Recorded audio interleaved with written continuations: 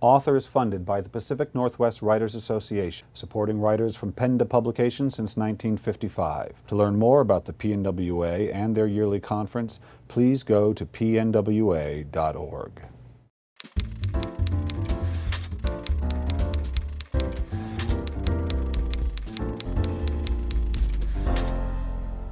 Hi, this is Bill Kenower of Author Magazine, and today I'm in the Seattle home of Priscilla Long, author of Minding the Muse. Priscilla, welcome to Author. Thank you for having me. You work with students, obviously you teach, but you also have clients, and I'm sure it comes up, particularly you bring it up some in Minding the Muse, the issue of money, the issue of survival really is what it comes, survival. Survival. How do you talk to your students and clients about that? Because I get it all the time with mine. Well, to be a writer or any kind of creator, visual artists, I know that we're talking to writers here mainly, but it requires working every day. It does. I mean, this is not cast in stone. There are writers who don't work every day, I know that, but the high-level creators, most of them work every day. But it does not require working many hours every day, and this is very important. You can work for a half an hour, and so I'm talking about someone who may have a day job and should undoubtedly keep their day job. Right. So you can work for 20 minutes a day. And then some days, of course, you'll have more time. So there's a big difference between writing for money and writing for art or for, whatever. You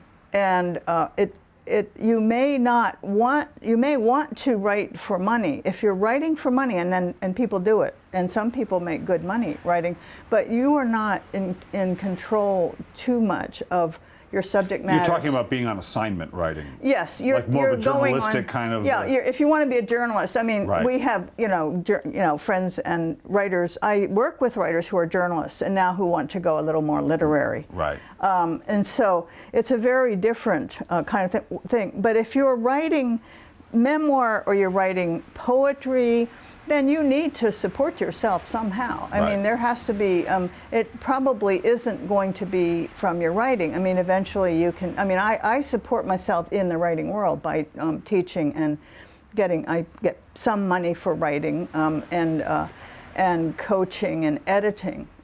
So those are the kinds of things that writers do. But people do get paid to write things that they would write without being assigned, and even and I know a lot of them. But you have to begin. It seems to me one of the challenges is even if you say no, I want to be a novelist, say, which is one way, or a memoirist. You can do that if you write a lot of memoirs. You don't know when you start it. It's not like getting a job. Right, you have no. You have no idea. Right. That's There's so much unknown, and really the unknown continues with every book, even for established writers. You have to be comfortable with that. Yeah. So I think they should be kept separate in a way, in a sense. For one thing, you want to write, or I feel, and many writers do feel, we want to write what we want to write. We don't necessarily want to write to the market what we think the market is, which is and nobody knows what the market is anyway, exactly, right? Exactly. So I think that to keep that, yes, we have to be solvent. We should be solvent. We should not be living under the bridge. We should be taking care of our kids if we have kids, and so on. And that's a sort of a separate problem. It is a problem for a creator because that means, okay, now when do I write? Right. And this is why I suggest, and do myself, writing every day, because if you don't, and you have a busy life, which most of us do, and many responsibilities, which most of us do, days can go by and weeks can go by and nothing is accomplished. And if you do write every day, even that 15 or 20 minutes or half an hour, it's not really token. I don't think it's tofu. No. Because you are keeping the thread going, and you can do a small thing. You can write, I want to write a story about, and just do the writing practice method of writing for that amount of time. Or you can work on a paragraph, or you can conceptualize a novel, not in a half an hour, but you can work on conceptualizing. You can work on a sentence. And when you're doing that, the thread in your unconscious mind and your conscious mind keeps going. Yeah. Those who have a different kind of schedule might consider actually trying to work every day, and then also, and this will sound odd to some, I know, also work on more than one thing at once. Because, and especially if you're working on a long book, a big book, which can take a long time, you work on shorter things like poems or a short story or one of the many forms of creative nonfictions, because for one thing, that gives you practice in finishing.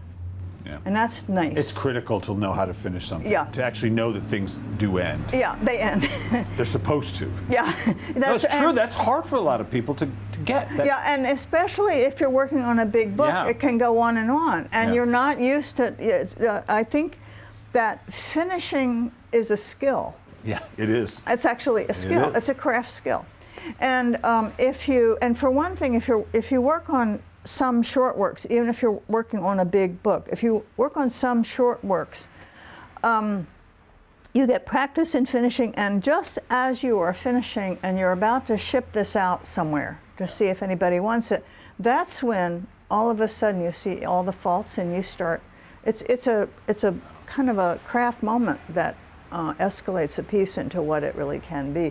So if you are never finishing because you're working on a long project that does take a long time, you don't have any practice in that. Yeah, yeah. I became a much better writer when I had to write a daily. They're called blogs, but I don't like that word. They were little essays about writing. But I had to do one a day for 5 days a week for my magazine. And I said I got to do it in 40 minutes. I'm not taking more than that to do this. I got other stuff. And I learned how to finish things. I mean, I had finished stuff, but I was finishing something every day. Yeah. And I learned to let it go and say, each one will get better. That's right. And I won't have to. I'm not going to perfect it on my old version of that. And that was incredibly helpful to me. Yeah. I got more relaxed about it got better and better. I got to be a better writer, but I got less hard on myself. Yeah, yeah. But was still disciplined, but not cruel. Yeah. You know? Well, actually, being very kind to yourself is also a craft skill, I have to tell you, because we need to be totally kind to ourselves, because otherwise we do not have leave to proceed. And, instead of going, oh, will this be any good? Oh, probably not. Oh, I'm such a dummy, oh, blah, blah. No, to be disciplined, just no, that is not acceptable, and push it away. So I have just one more question for you. Yes. I think I only asked you one question. That took us, that's all we needed. But I have one more specific question that I'd love to ask all my authors. And what I'd like you to do is finish the sentence. If writing has taught me anything, it's taught me what? What has it taught you, Priscilla? It's taught me that I can follow my dreams, and that my dreams can come true. That not only me, but anyone can, if they're persistent and if they keep working on it, you can not give up your dreams, but hold to your dreams and work on your dreams and work on what you want to create. And it will happen. It may seem impossible. It always seems pretty impossible, I think, when you're starting out. Even when you're quite a ways in, it seems pretty impossible. And the impossible takes a long time. But it is possible. So that, I think, is the main thing that I have learned personally. When I think back when I was 16 and writing in my journal, or even when I was 25, and even when I was 35 and I didn't have a book yet, I had started publishing things, but to imagine, and I'm not done yet either, don't get me wrong. No, But no. to imagine that I could get this far I have 5 books. I have my list of publications is 7 feet high. Wow. And just for your information. That's And awesome. my list of works is 10 feet high. These are works I've completed. And so, yeah, don't give up your dreams.